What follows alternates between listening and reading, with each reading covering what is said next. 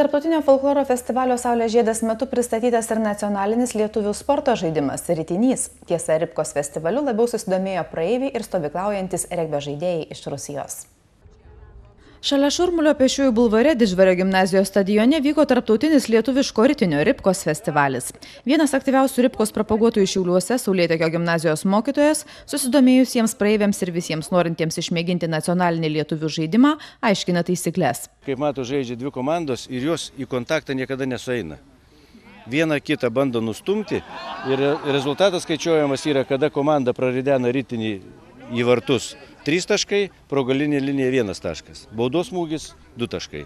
Tarptautinio folkloro festivalio svečių sportas nesudomino, tačiau tarptautinės regbio stovyklos nariai išmėgino žaidimą susibūrė į bendrą komandą su lietuviais. Svečiai iš Rusijos iš pradžių sako, manė, kad lietuviai ant žolės žaidžia ledo ritulį, bet išbandžius ir jiems patiko. Pirmą kartą šiandien pamatėme, iš pažiūros pasirodė, kad bus neįdomu, bet kai pradėjome žaisti, nors iš pradžių nepavyko, dabar jau pradėjome laimėti. Ribka, nors ir atsargiai bei iš lėto, grįžta į sporto erdvę. Jauni sportininkai, kad ir kitų sporto šakų mielai ir su pasididžiavimu propaguoja nacionalinį žaidimą. Aišku, kažkiek pasididžiavims, nes beveik niekas nežaidžia to žaidimo, tai pačiam patinka. Na šiaip draugam pasakau, kas tai Ribka.